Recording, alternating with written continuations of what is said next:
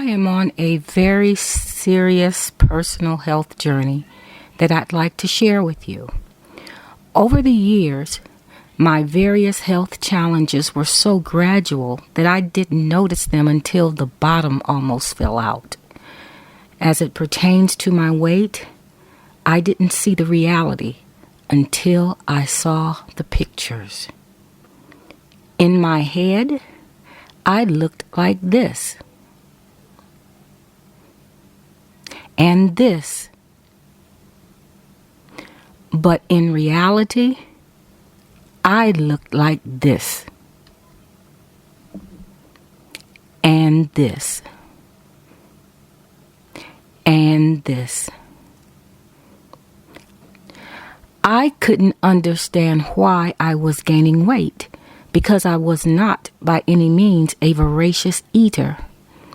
I stuck with the healthy foods as I understood them to be, and stayed away from things like sodas, sweets, etc.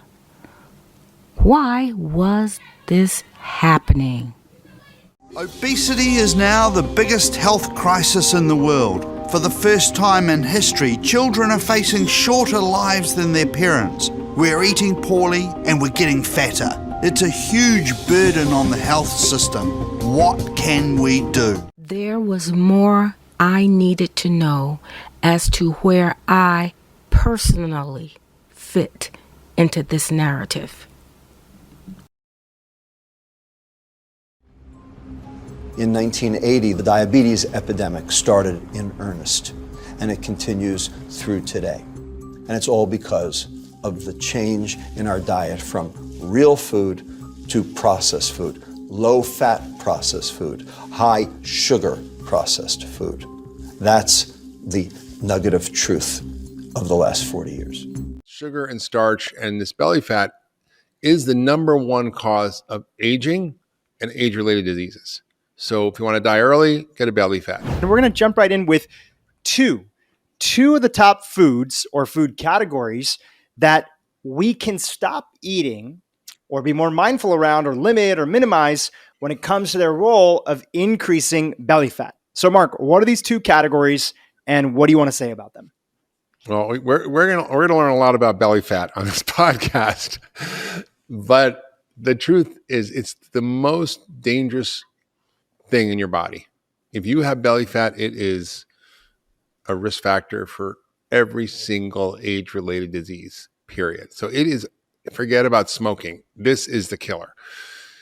One of the two things that are the worst, one is liquid calories. Well, liquid calories, I don't mean like a protein smoothie.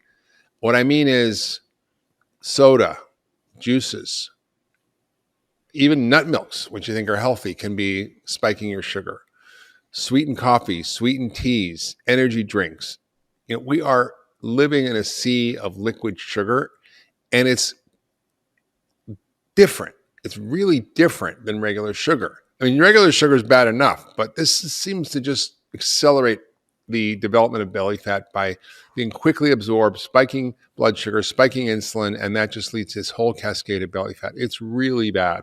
So if you can do a single thing to dramatically improve your health is get rid of liquid sugar calories.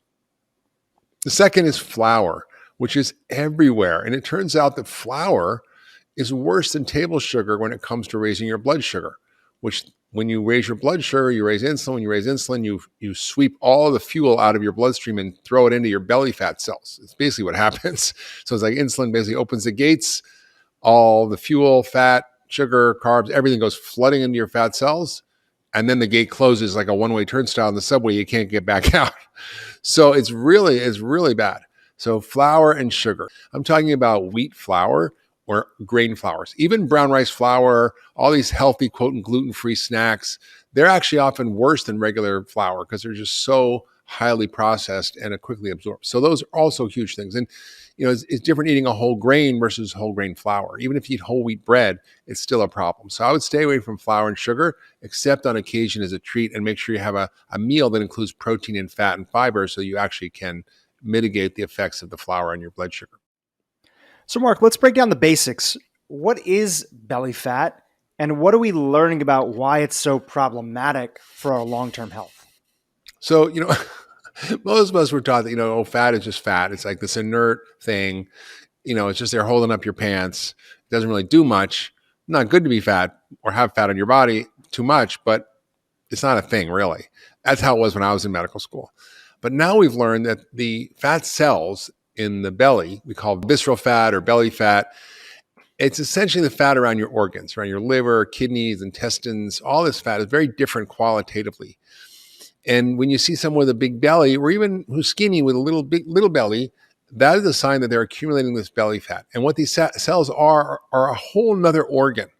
They produce cytokines. You've heard of the cytokine storm. Why is it that people with obesity are at the highest risk of hospitalization and death?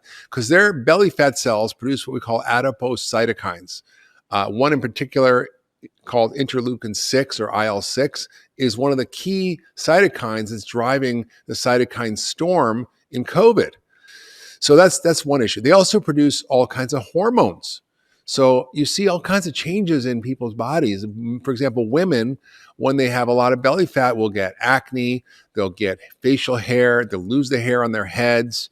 Men the opposite will happen. They'll get high estrogen levels because the fat converts testosterone to estrogen. They'll get breasts. They'll lose all the hair on their body. They'll get soft skin, like a woman. So these are real things that happen. They also change your brain chemistry, and they affect your hormones and your mood and your appetite. There's literally hundreds of molecules that are being produced by these fat cells. They're not just storage units for extra calories. They're literally organs that are dangerous organs that are producing inflammation, screwing up your hormones, screwing up your brain chemistry, and making you sick and causing all the diseases of aging.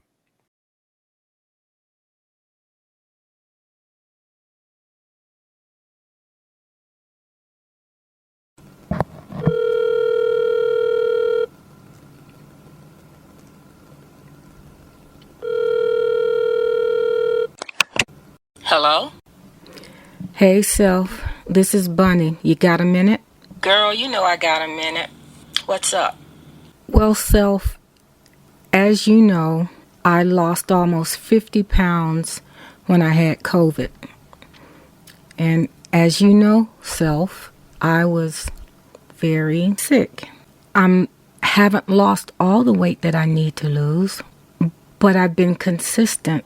And now I've gotten my eye surgery, but I'm not able to drive right now to get to the gym. Self, I am impatient. What do I do, Self? Tell me, Self. Talk to me, Self. Bunny, I have seen how hard you have worked at researching everything that you can find to help out your health. You have spent hours and hours on information from medical doctors, from health professionals. You have been diligent. Do not beat up on yourself because things are not always perfect during the process. I mean, think about it. Just your last doctor's visit, you lost at least 3 pounds, whereas before you had gained 20. And you're going in the right direction.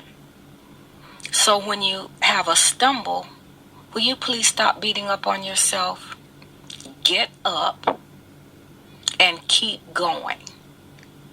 Got it? Yeah, I got it, Self. Thank you so much. Thank you.